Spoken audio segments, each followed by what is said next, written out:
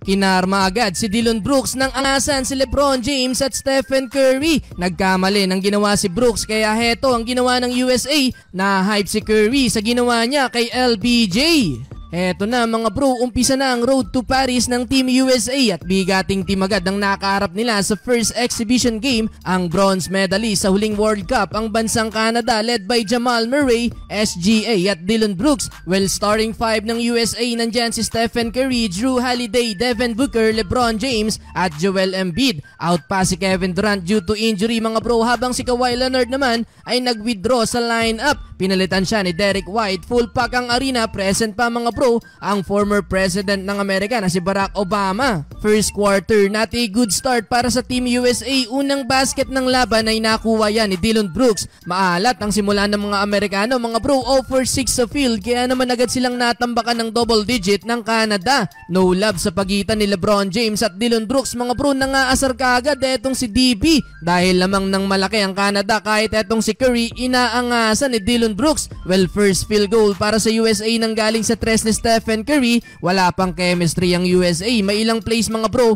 ang hindi sila nagkakaintindihan, plus ang dami pang turnovers. Under 5 minutes nang unang bumalasan ng player si Steve Kerr. Bagong lima ang ipinasok kung saan bagyang nagkaroon ng momentum ang USA. Pinangunahan niya ni Anthony Edwards at Jason Tatum. Pero natapos pa din ang first quarter mga bro, lamang ng 7 ang Canada, 21-14. Start of second quarter, parang may gustong patunayan mga bro si Anthony Edwards na siya ang number 1 option ng team. Gumanda na ang opensa ng USA, 6-0 start. 4 doon galing kay Ant-Man. Nakakabuelo na ang home team at ganun-ganun lang mga bro, lamang na ang USA sa pull-up jumper na to ni Booker. Eto, depensa naman si LeBron James. Butatang inabot ni Alexander Walker.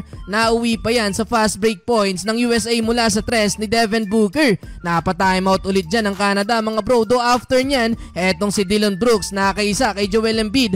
Naipasok pa din ang tira, sabay may pag-angas pang kasama. Kada hahawak ng bola etong si Brooks, pinagbubusya ng crowd. Under 4-minute mark, LA connection, gandang pasa ni AD para kay LeBron. Dito naman mga bro, babalak sana ng one-on-one play si Brooks kontra kay LeBron, pero nauwi yan sa turnover. Well, hindi na nakalamang ang Canada dahil nakuha na ng USA ang momentum. Leading scorers etong si Anthony Edwards at Tatum na may tig 8 points. Nakikipagsayawan pa sa dulo etong si Tatum. End of first half, lamang na ng 8 points ang USA, 41-33. Entering the third quarter, heto na ang Stephen Curry show mga bro. Take over mode ang greatest shooter. 9 straight points para simulan ng opensa ng USA. 2 tres ang naipasok niya dyan. May halong pangaasar pa nang maipasok tong end one layup. Well, in control pa din sa laban ng USA. Under 5-minute mark, on the run ng USA. Curry to LBJ, alley-oop connection. Hype na hype pa si Stephen Curry. Masaya siguro mga fans niyan mga bro, kaso ang problema nga lang ng USA,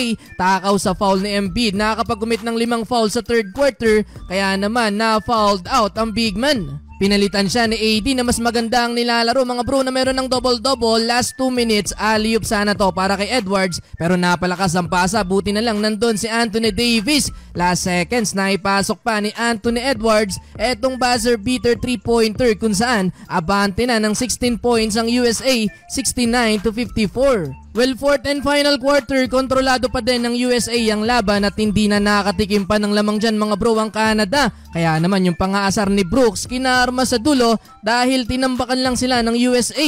Double figure para kay Anthony Edwards, Stephen Curry at Anthony Davis. Baka interesado ka maglaro, heto ang una game, may free coins agad para sa magre-register. Sobrang dali lang gumawa ng account, cash in at cash out ay madali lang din through GCash, pero paalala lang, keep it fun and gamble responsibly.